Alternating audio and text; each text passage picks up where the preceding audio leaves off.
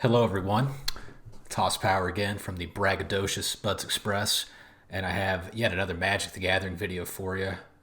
Got to be back in the modern format. It's pretty much my favorite format, which is why I'm playing so much of it. And we are going to a classic modern archetype today with Ponza, aka Gruul midrange. I will be referring to it as Ponza kind of from here on out just because it's easier to say and it sounds cooler.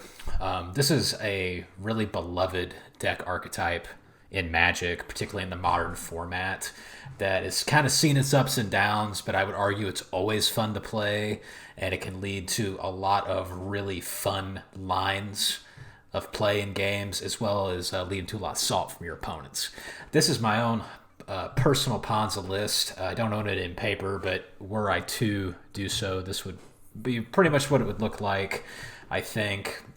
One of the nice things about this deck archetype is there's a lot of different routes you can go with building it. The mission is pretty much always the same. Kind of what Ponza does a few things. When we get into the deck itself, you'll kind of see what those do. But in general, this deck is going to look to ramp up with both a specific mana dork as well as a ramping enchantment. So you can cast expensive spells early. It's going to seek to potentially disrupt your opponent's lands by putting a Blood Moon on the field if it's relevant against your opponent. And then once you've kind of established some of those scenarios, you can do a lot of different things. You can destroy your opponent's basic lands, so Blood Moon is even more powerful. You can play really big creatures and planeswalkers, and in general, just kind of have cards that can fit most situations, right? Basically, I think the viability of Ponza really kind of depends on what the metagame looks like. A lot of times it can be metagame warping depending on what the top decks are. I argue right now it's maybe on a bit of a downturn just because a lot of the top decks don't really care about Blood Moon, and really its effectiveness kind of does dictate on how good Blood Moon is. And Blood Moon's a little medium right now, simply because there's either a lot of basic lands being played in some of the top decks, or they really just don't care about Blood Moon because they run red. But it's always fun, and I am noticing that, especially with control and combo decks kind of coming back into the format, being played more often, Blood Moon is going to get a little bit better because you're going to be dealing with a lot of greedier mana bases and things of that nature. So I'm hoping that the Ponza, the Gruul mid-range strategy, can be around and be super viable, but it's always going to be fun. So again, we'll go over my personal list here. It's kind of a mishmash of different lists that you'll see kind of throughout the grinding universe.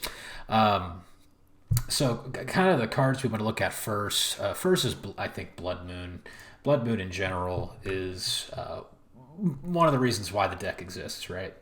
A classic Magic card. This thing's been in the game for a very long time, and it's been wreaking havoc ever since its release. Basically, when you get a Blood Moon down, so long as it stays on the field, it says that all non-basic lands are mountains. What does that mean? Well, a non-basic land is any land that is not labeled as basic. Your basic lands are swamp, forest, mountain, plains, and island, as well as their snow-covered variants, right? That's it. Any land that is not one of those is considered non-basic. So that means, for example, your fetch lands are non-basics, right? They're not labeled as a basic land. If Blood Moon is on the field, fetch lands are mountains. It means they only tap for red. Your dual lands, we only run one of these in this deck, Stomping Ground, but any dual land is considered a mountain, only taps for red. So if you watch my Esper Control video, you know that deck, although it does run several basic islands in the deck, there's a lot of duels, there's a lot of fetches. A deck like Esper Control, if a Blood Moon hits the field, it becomes very difficult for it to do what it wants to do, right? So if you're going against a deck like that, if you're going against a control deck or a deck that has a relatively greedy mana base, or especially those 3-4 colored decks, getting a Blood Moon down with this list is one of the first things that you want to do, because it's going to make it easier for you to utilize your strategies, right? Another kind of nice thing about Blood Moon is it's easily boarded out. If you're going against decks that don't care about it, you can just toss them in your sideboard. You can use your toolbox that you have available in your sideboard to replace them.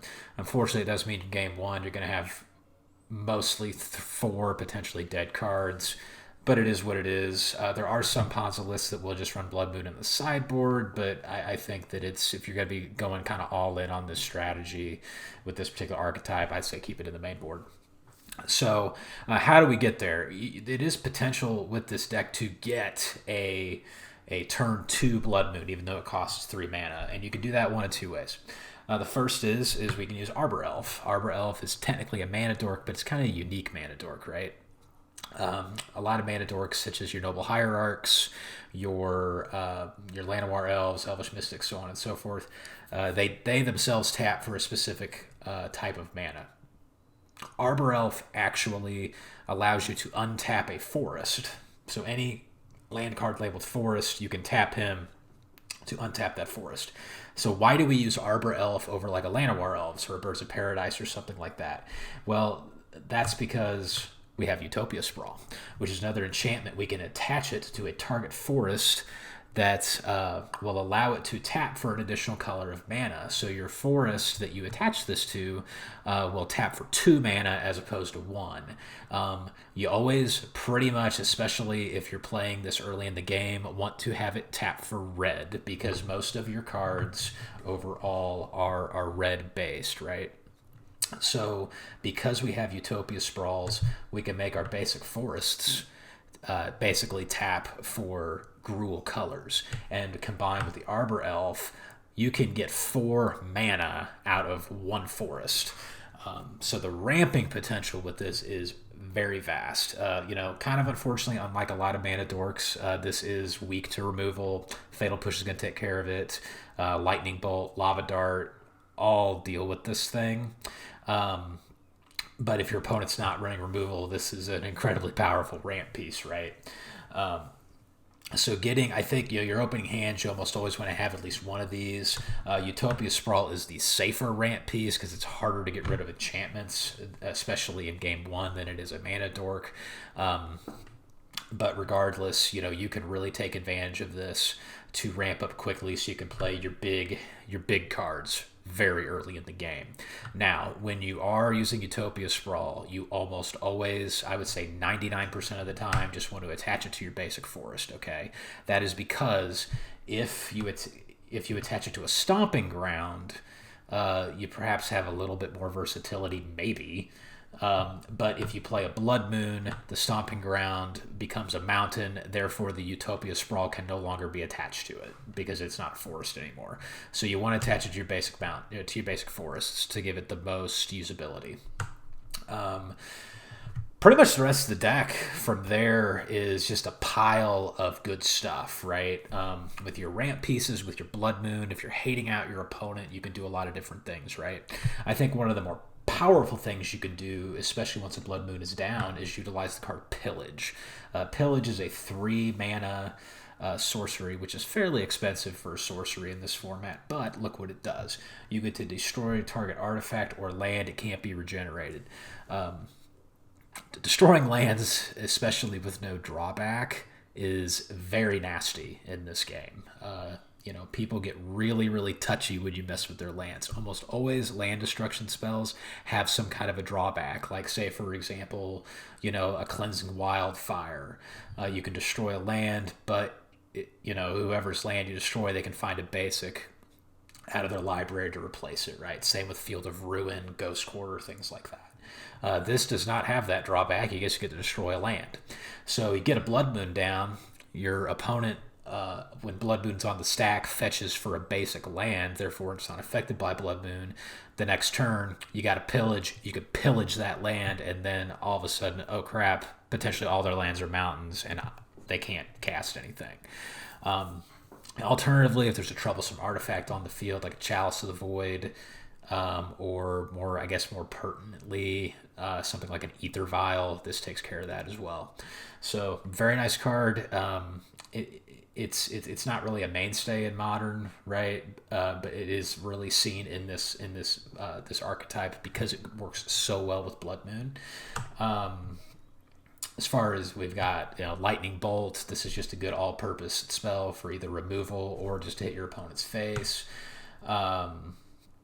Let's get to creatures now. We have a good variety of them. Bone Crusher Giant, just a big house, you know what I mean? This is one of those versatile cards from Throne of Eldraine.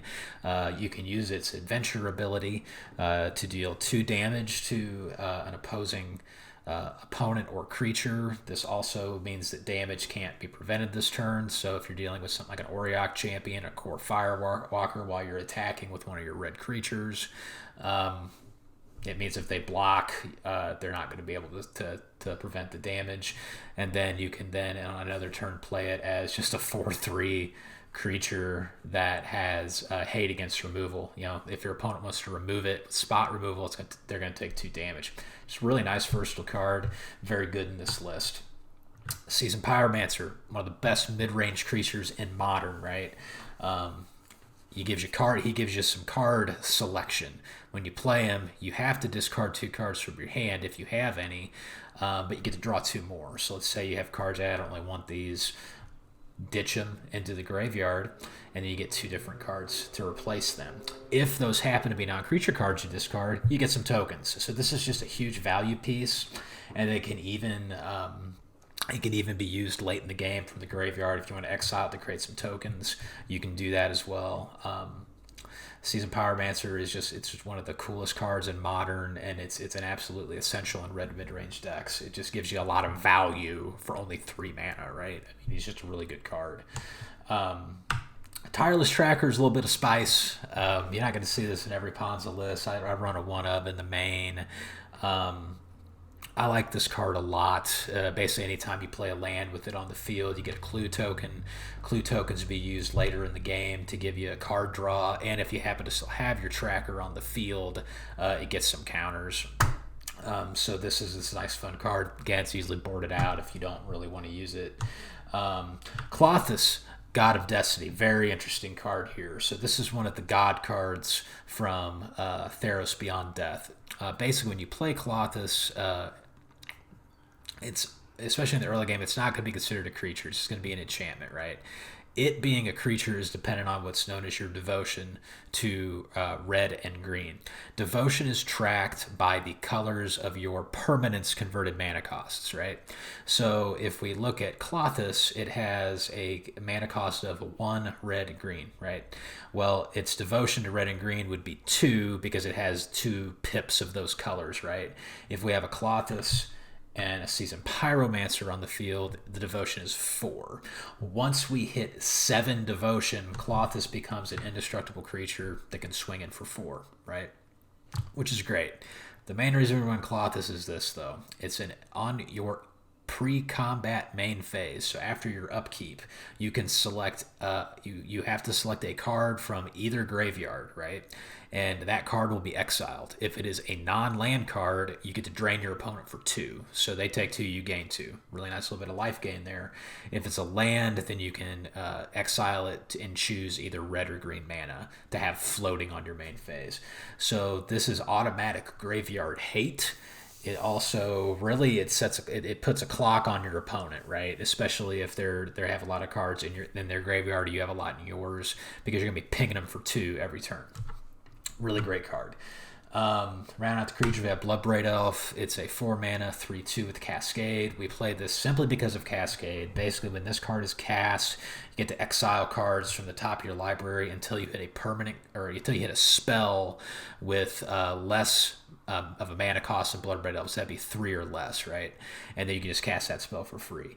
Even if Bloodbraid Elf is countered, you still get to cast the spell, right?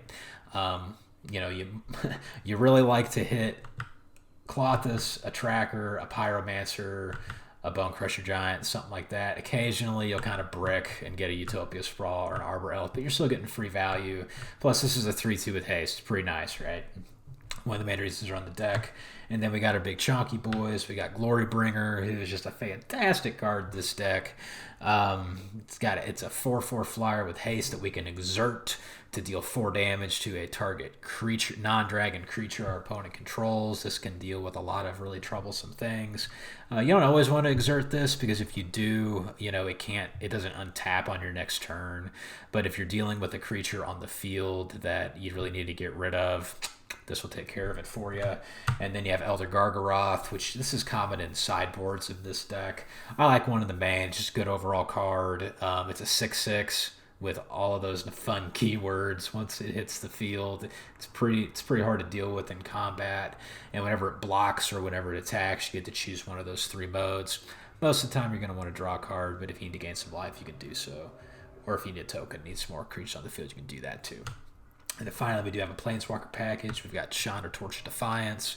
You can use this as removal. You can use it as damage. You can use her as ramp. And then if you somehow can get to ultimate her, it's game ender. She's just a really nice value card in the deck, and you can play her on turn 3 potentially. And then we run a 1 of Renin 6. You could potentially run more. I only like 1. I don't think Renin 6 is particularly great right now. But one of the great things about this card, especially in the early game, is it can return lands from your graveyard to your hand, which is especially relevant in Modern because it's a fetch land format. So you can just fetch and then basically assure you have a land drop every turn.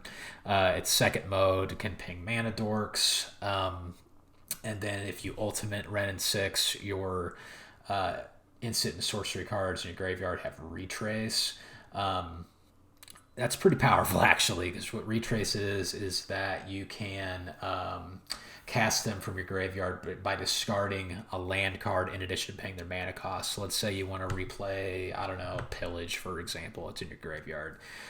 With this emblem that you get from Renin 6 upon ultimate activation, you can just discard one of your lands and then pay the mana cost. You can play Pillage from your graveyard, for example. It's a pretty powerful effect. I'd say since you only have a 1 of Renin 6 in your deck, you may want to wait until it's at 8 loyalty in order to do that, so you can retrieve the lands. But realistically, basically what that emblem does is it makes sure to where your lands are not dead draws anymore, right? So if you're flooding out in the late game, it gives your lands some value, even if you don't want to put them on the board. Land package is pretty simple. We do have a full play set of 2 types of fetch lands to fetch forests. We have a Prismatic Vista to help fetch basics, because basics are actually fairly relevant in this deck because we run Blood Moon. We do run 4 forests. If you don't want to run Prismatic Vista, you can just make it another forest of up to 5, a couple mountains, and then we have a 1 of Tranquil Thicket that we will often use to cycle to draw a card, as well as retrieve with Renin 6 to get that card value over time. Quickly going over the sideboard here, because I'm kind of really feel like I'm rambling on about this deck. Again, it's just a toolbox that you can use. Ancient Grunge is a really nice card against artifacts. Anger of the Gods is good against creature-based decks. Veil of Summer is one of the most busted cards in Modern. You're going to bring that in against black and blue decks because it's just an absolutely insanely good card. Makes your spells uncounterable. And as well as having hexproof to black and blue. If they play a blue or black spell, when you play this, you get to draw a card. This is commonly referred to as a 1-mana cryptic command. It's insanely good. It's actually kind of amazing. It hasn't been banned yet. Unravel the Ether is great against Heliod. Weather the Storm and Obstinate Bailiff is great against Burn, as well as the Prowess decks. Cinder Vines is good against control decks. Relic of Progenitus against Graveyard, and Engineered Explosives is great against decks like Death Shadow because you can deal with their permanents rather easily. So that's the deck. We're going to find some games. I really like this archetype. It's very fun, like I said, and I'm thinking that because the meta's starting to shift again, we could be seeing more Ponza and some of the more competitive events going forward. So let's find some games and ramp up with big butts. All right, we have found a game and we are on the play, which is very nice. Let's see what our opening hand looks like. Yeah, I'd say this is a good hand. We're going to keep this. We have a Utopia Sprawl on turn on turn 1, and then we have some options going forward from there, so we'll keep it. We'll go ahead and play out a forest and the Utopia Sprawl here.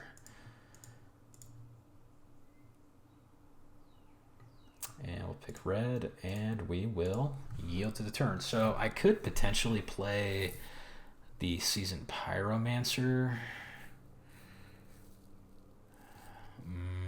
Nah, I don't think so. I think I want to deal with that, right?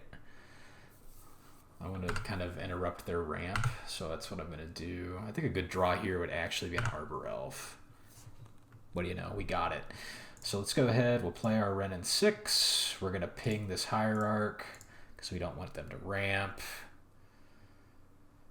And then let's go ahead and we'll go ahead and fetch a Stomping Ground, I think, because we can get this fetch land back next turn. Okay, cool. All right, we're doing good so far. Ponza's doing its thing, right? Okay.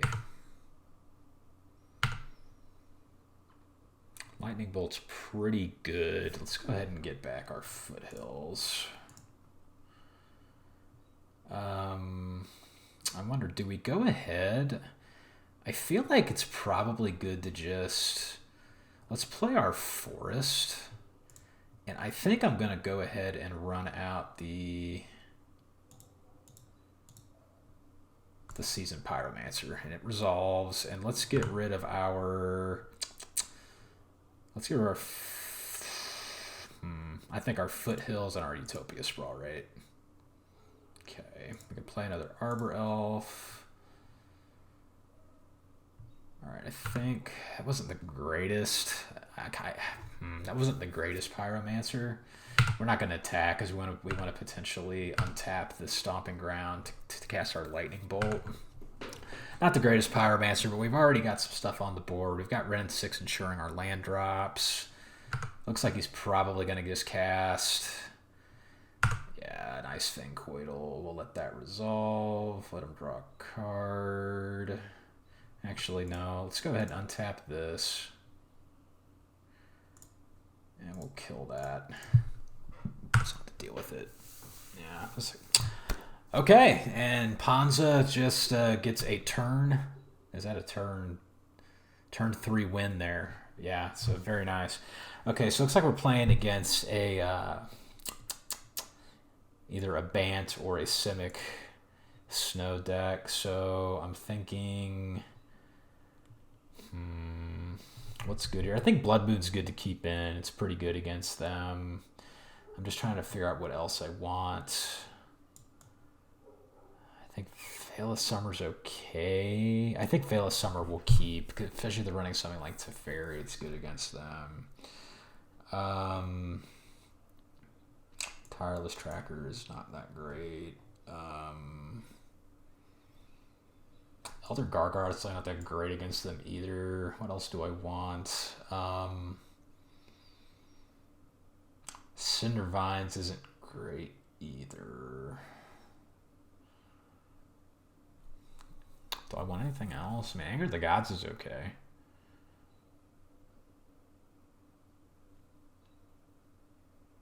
They're probably running Toski, though, so I don't know that I think, honestly, let's just try the Veil of Summer. I don't really know that the rest of our sideboard does a whole lot against them, right? Maybe it does. Ooh. Well, this is a good hand if we find another land. If we don't, then it's kind of a yikes hand.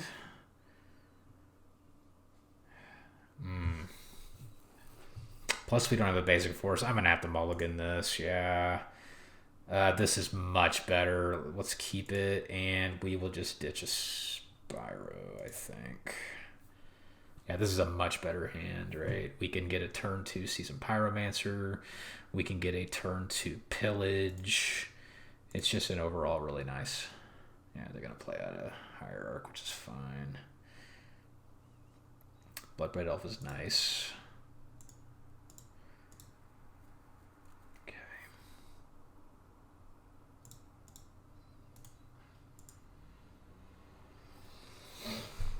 Alright, so they're going to be ahead of us on ramp, but we can potentially destroy one of their lands. Oh, this is interesting.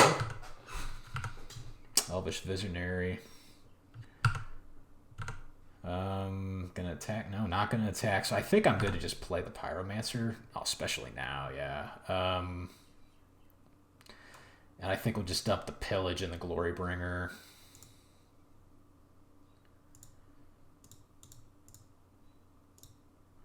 Alright, does that hit? It does. Yeah. Get some tokens. We get another Pillage anyway, which is nice. That'll be especially relevant if we hit a Blood Moon with our Bloodbraid Elf. I'm going to shut my door here.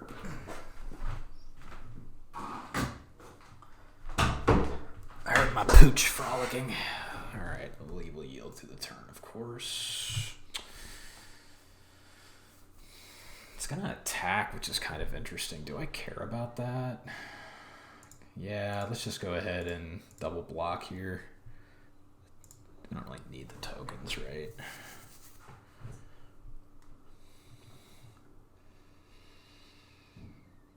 Okay, well, I think here what we're going to do is let's play out our Windswept Heath. Let's fetch for another Stomping Ground. And we're just going to play our Bloodbraid Elf. We get a Pillage, which is really nice. We're going to target that Plains. Take away one of their lands. Spell Pierced it. I don't care. I mean, whatever. That's it's kind of is what it is, right? I think we're safe to attack, even if they have an Ice Fang Quiddle. It's not going to have Death Touch because they don't have enough snow permanents. And we just do 5 there, which is really nice. We have another Pillage if we want to use it. I would like to draw potentially a Glorybringer or another Bloodbraid Elf. Would be really nice because we have a ton of lands. They missed a land drop. Okay, let's just go ahead and attack them, I think. So they are down to 7. Let's play out a forest, and honestly, I think I'll just try to pillage. I'll pillage this island, I think. Let's see what they got. We got it, so that denies them blue mana. Does this guy not have anything? Oh, here we go. Domri's Call. I wonder what he's fetching for. I say he, they. I don't know their gender. Sorry. So looking for a creature. This is an interesting little Bant list.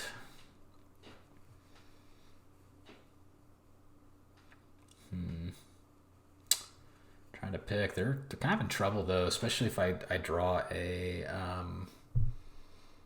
Knight of Autumn. Okay, they're probably going to either gain life or they're going to just give that counters.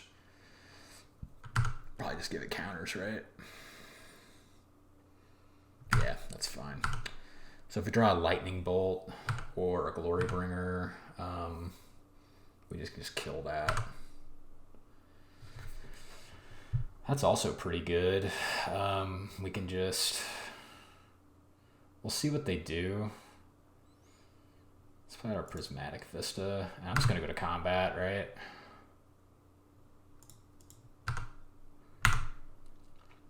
Because if they don't block, then they're just dead. Okay, so what we'll do... We'll stomp this. It'll kill our Pyromancer, but... we win, yeah. So that was a good game. We didn't get to cast any Blood Moons, which kind of sucked, but we did get to destroy some lands. We got a Bloodbraid Elf. I mean, we got to use the fun little toolboxy things that this deck can do. So wasn't much my opponent could do there. They just had a lot of weak creatures, and they couldn't stand up to all the value we had there. So perfect. Well, we're going to go to another game and try to do a repeat of that performance. All right, we found another game. We're on the draw this time.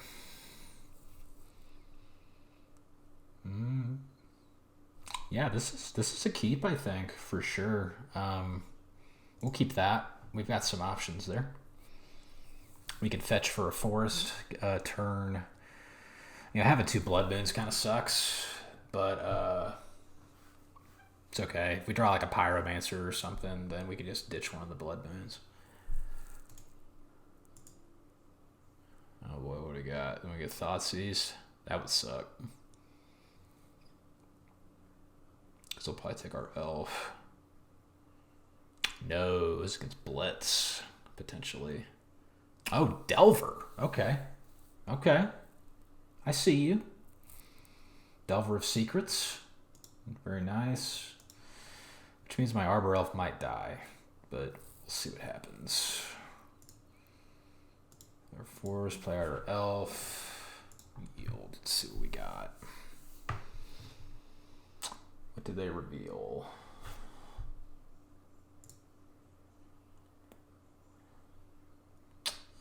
Thought Scour. Okay, so I think we're probably playing maybe Shadow here. So we're gonna take 3. It's kind of a bummer. Can't block that anyway. Well,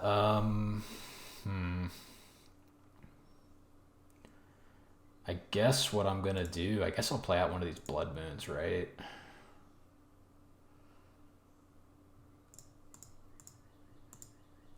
It's not the greatest thing in the world. Do I want to do that? I don't think so. I think I'm actually probably just going to pillage them.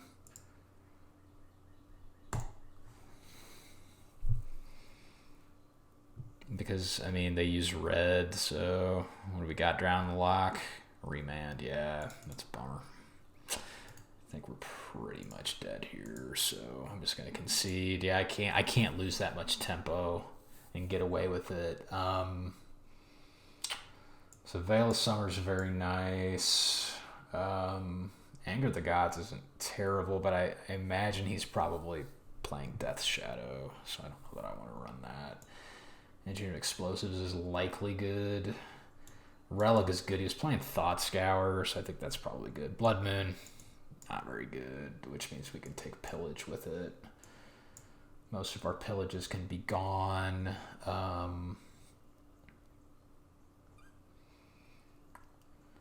Anything else I want to get rid of and replace? The Bailiff isn't terrible here.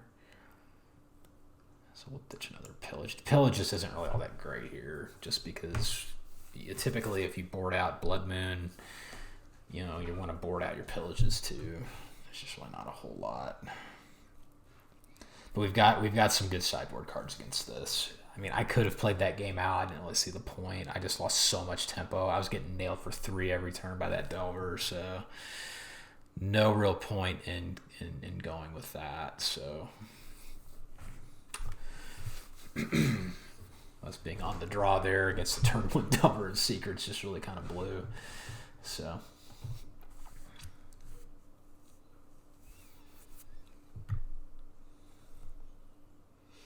they're taking their time to think about the board options.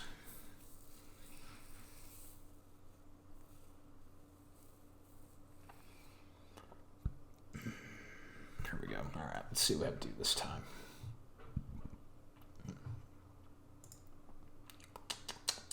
Well, that's a no land hand. I can't keep that.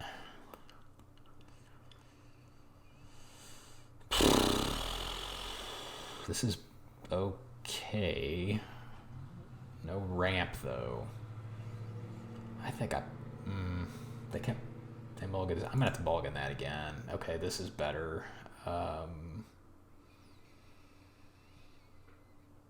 We'll keep it and we'll ditch one of our elves. I guess probably a relic too. I feel like that's probably a good idea. Would have loved like a pyromancer or something, but because this thing is just, it's dead to a bolt. or a Fatal Push. It's just very vulnerable. Okay, just gonna play a Delver, which I can kill with a Lightning Bolt, which is why I kept that.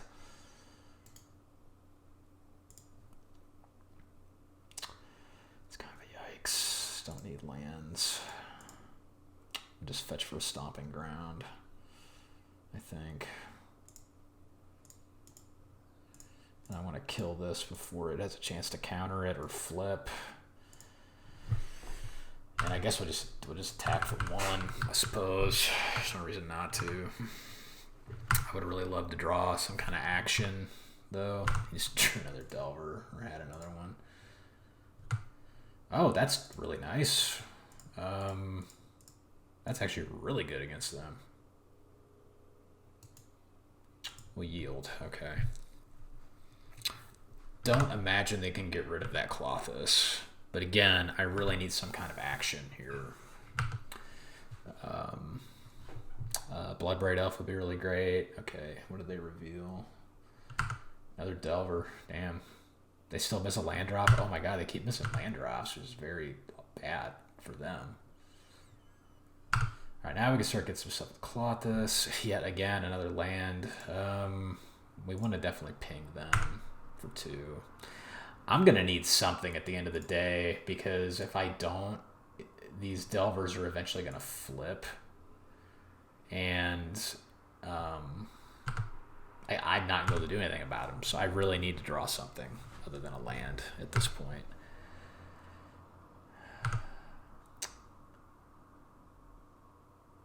And they flip.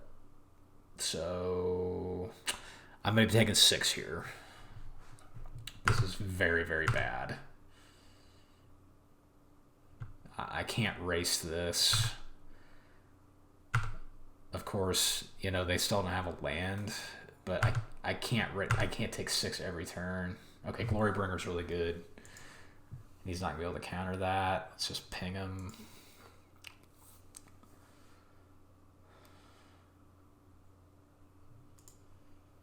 I should have fetched on their end step. Okay, we'll just get a forest, I think.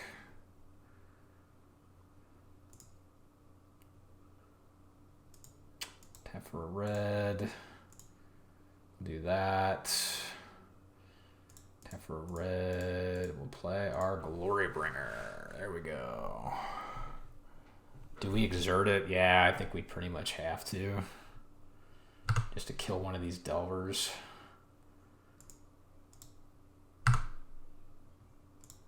Just kill that one, I guess.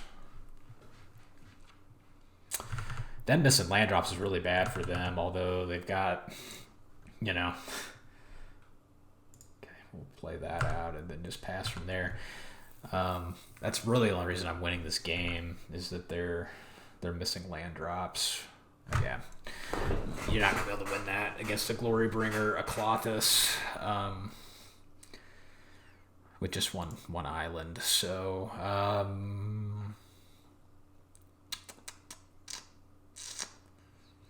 think I'm gonna ditch my Pillage for a Weather the Storm. I think that's not too bad. Just because they may potentially play a lot of spells, I can gain some life.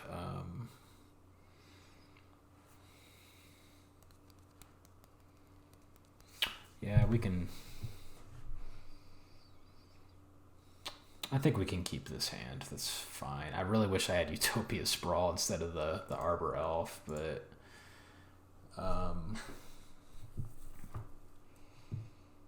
maybe they're not playing Death Shadow. They're not running Luris, so they still could be playing Death Shadow. I'm gonna get Thought Seized, probably. Yeah, I'm getting Thought Seized. Inquisition. I'm gonna take my Arbor Elf, probably. Hurts my ramp.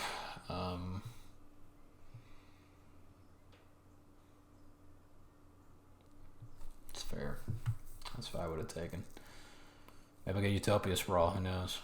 That'd be nice. Gotta Weather the Storm. Go and shock that in, because I can either Veil of Summer or I can Bolt something.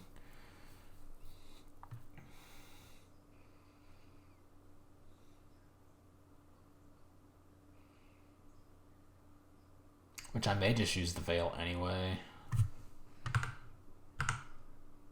Alright, well, another Bloodbraid Elf, okay. Just play this tapped and pass. We yield to the end step, I guess.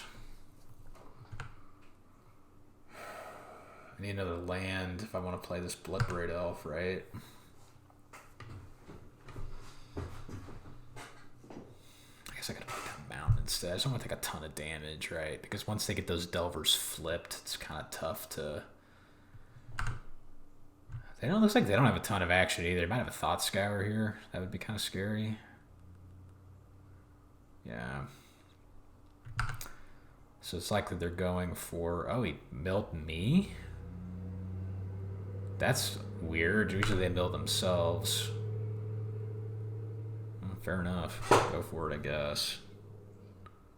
Serum Visions is fine. I may honestly, if they...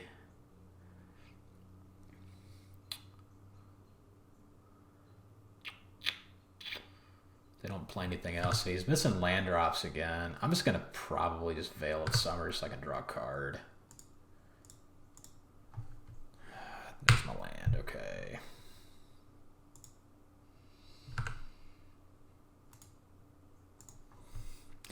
Kind of a slow game, but they don't have a lot of action. I'm going to have some action, which is good. If they play out a Delver, I'm just going to bolt it. I can also Weather the Storm to gain some life. Although that's not super relevant right now. I have plenty of life. They're really struggling with their land drops. I'm going to go ahead and fetch on their end step. Stomping Ground. Veil of Summer is good. That'll be good next turn, right? All right, let's just go ahead and play this out. Hopefully we'll cascade into something good. What do we got? And that's good. Do I just stomp? Nah, let's just play it, right? I don't think I need to stomp. Just get 2 creatures on the field. Drown the lock. It's fine. Didn't counter my Bloodbraid Elf, though. Play our second Bloodbraid Elf next turn with Veil of Summer up to make everything uncounterable.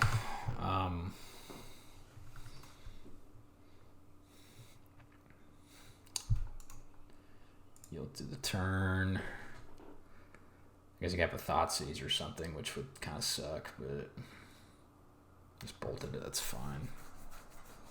Still no land drop. Thought Scoured me again. Oh, because they have Drown the Lock. That's probably why they're doing that. Okay, let's play our Bloodbraid Elf. What do we cascade into? Bolt's fine. Just bolt their face, do 6 damage to him this turn. I have a Veil of Summer up. I don't want to cast the Utopia Sprawl yet. There's no reason to. I think having the Utopia Sprawl is just better. All right, we're starting to outvalue our opponent. Yet again, they're struggling getting lands. Like, they have not drawn a land all game, which, you know, sucks. I would not want to be in their situation, but they're probably playing a pretty low land count, 18, 19 lands, given their mana curve there.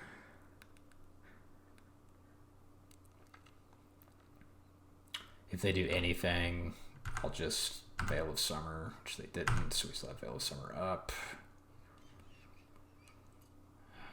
Let's go ahead and just fetch for a forest, I think.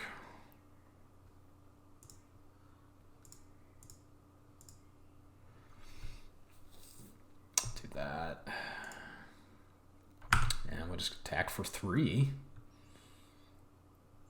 We have protection with Veil of Summer, unless they have like a lightning bolt. Yeah, we're just gonna go ahead and Veil.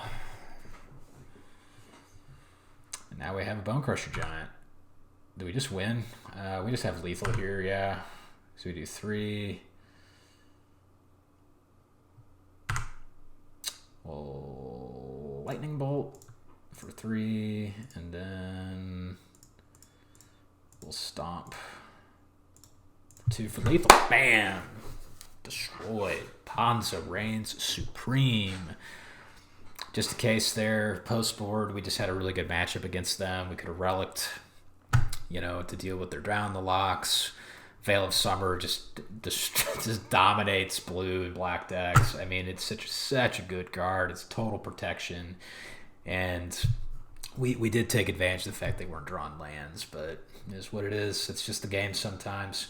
All right, we're 2-0, which is very nice. Granted, we're playing against some janky stuff, but we'll try to find a game 3 and maybe end it up here.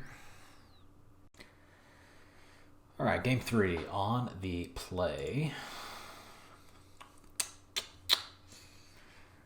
Now, this is a hand. It has 7 cards. I think it's 7 cards I cannot keep, though. We mulligan. This is better. We will keep this, and I'll ditch one of the Pillages.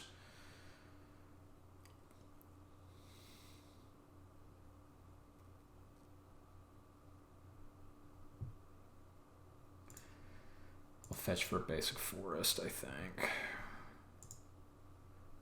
Play an Arbor Elf and pass. So we can play a Pillage next turn. They play a fetch and they don't fetch, though. It's not good. Slivers. Okay. Interesting stuff. I would love to draw another land. Slivers is kind of interesting. Of course not. Okay. I guess we'll just stomp that and we'll just get rid of their land, I guess. I don't know. Like, I need another land. Gives us a play at least. Get some. It just kills their tempo, but that's not the greatest. I think that what I want to do, if I draw a land, I'll just play the Bloodbraid Elf. It's my best play. I have to draw the land, though. Ooh.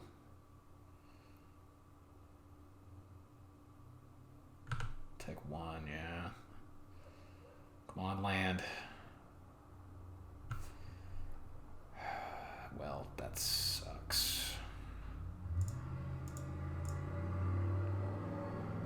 I mean, it's ramp, right? But it's not... It's too late. I can't play anything else in my hand. Okay, flanking. Okay, well, I'm not going to block. Oh, no. Ghost Quarters so... Okay, well, he thankfully did not.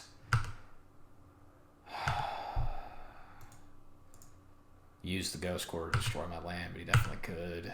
This is so bad. Yeah, I'm just getting destroyed right here. So I think probably what I want to do, for the love of God, I'm just going to...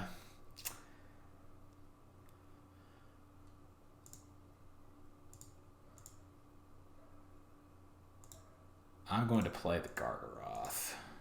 I think is my best play.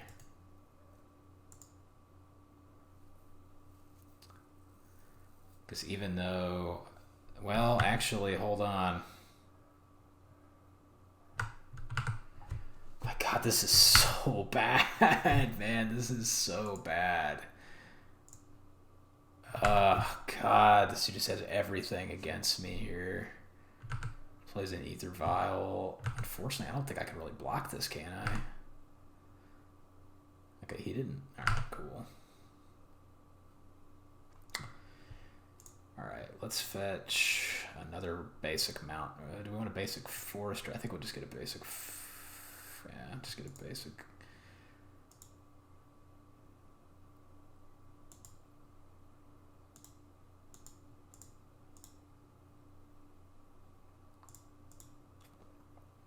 Play the Bloodbraid Elf. Ren 6 is okay. Not the best. Get a land back. Oh, I didn't mean to get the forest. It's okay. Whatever.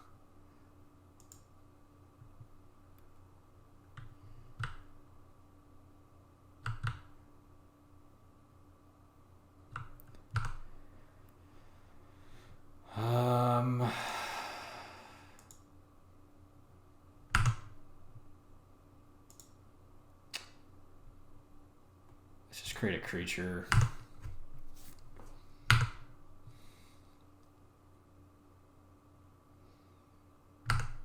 So we just have another blocker, I guess. All right.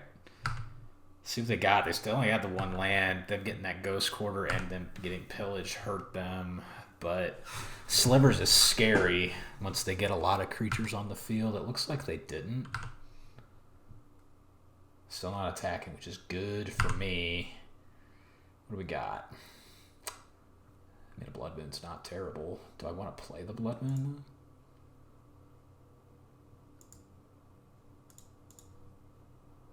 Get a Foothills.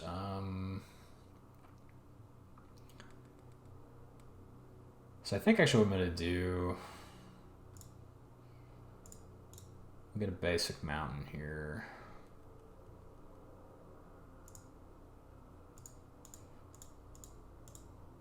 Play a Chandra. And I'm going to kill this thing here because it does... Yeah, alright, we win. Woof, that was rough. That was weird.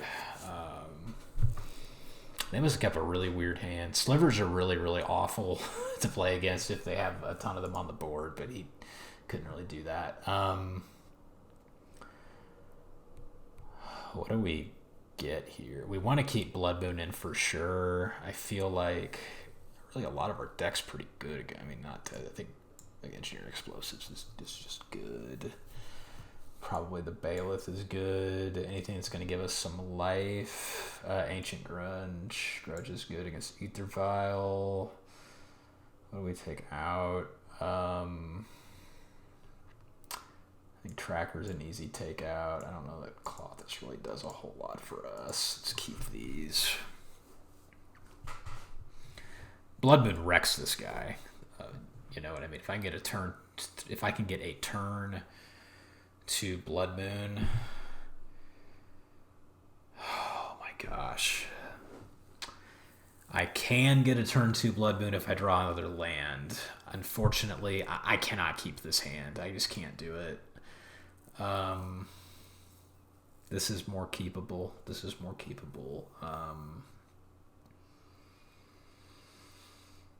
Wish I had a Blood Moon though. We will keep with just a Glorybringer. We'll go.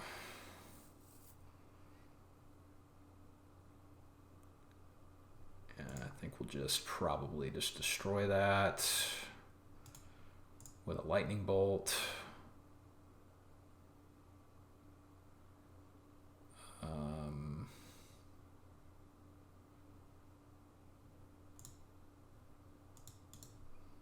Just get a stomping ground.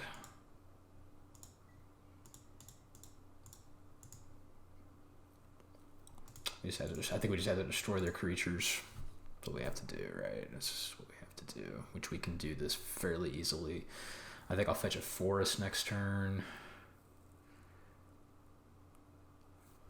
Poisonous one. Did I give it infect, I guess? Yep. Okay, so we will fetch a basic forest. We'll play Utopia Sprawl.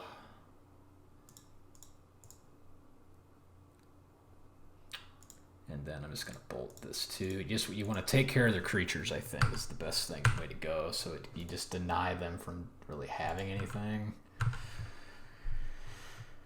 Let's see what they have here. Nothing interesting. So they kept some lands. Alright, let's play our Arbor Elf out. And then we'll have Stomp up.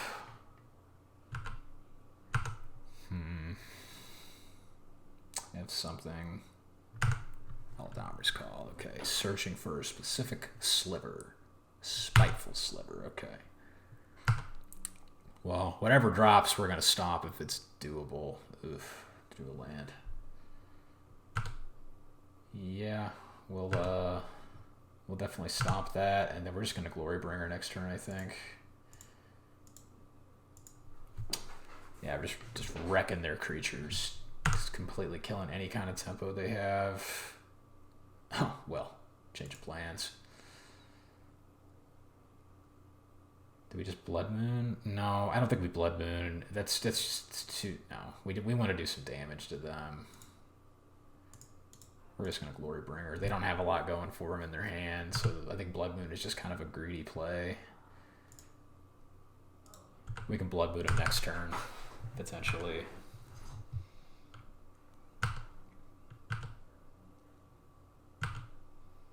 I may regret that. I don't think I will, though.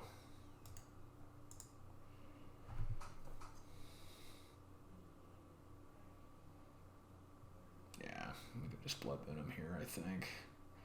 We can kill that with the Glory Bringer. Actually, never mind.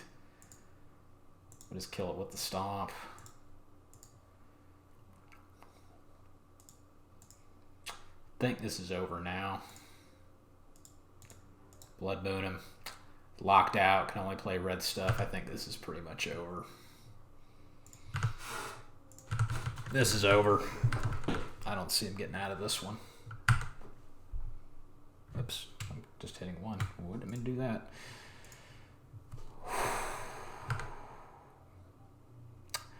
Yeah, we just completely denied this person their being able to pretty much play the game. Well, Ether Vial, that'll help. That'll help get him something. If we draw an Ancient Grunge, then Pillage works too.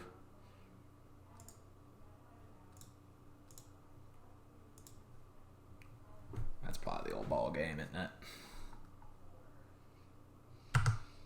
This power match is just hanging out in my hand. Yeah, I got no reason to untap here. I can't play either of these. Man, I'm just... Ponza is Ponzaing the hell out of this person. I don't imagine they'd run any basic lands in this deck. Have whenever this creature dealt damage. Okay. Alright, well, that kind of stinks. I mean, Glory Bringer's pretty sweet. We can exert one of them. Actually, we just win. We don't even need to exert. He's just dead. They're just dead on board. Not even going to exert him. Domination against Slivers. That's what I'm saying. Give him the old GG. Love the tribe aspect. All right, there you go, folks. There's Ponza doing Ponza things. We Blood Mooned, we Cascaded, we Pillaged, we did all sorts of fun Ponza stuff. Classic archetype, lots of different ways to build it. Check out some lists if you're curious. I'd say if you ever get into Modern, you do a league or you go to an F&M at your local game store, you're gonna see somebody playing some kind of Ponza. It is just one of the all-time classic Magic archetypes, and I hope you enjoyed the video. I enjoyed playing Ponza. I think it's a fun deck to play, and I'm probably going to build it in paper. So there you go. I'm going to just spend a bunch of money and play a potentially tier 2 deck. So there you go. Like, favorite, subscribe, all that fun stuff. And be checking out some really nice things coming up. Of course, you're going to have some great Phasmophobia stuff headed your way. One of my favorite ghost hunts is going to hopefully be posted this week that actually features one of my favorite country singers. And, of course, Gunder has some really great Monster Hunter content as well. So check that out if you're into that. And hope you have a great week. And, keep it classy as always.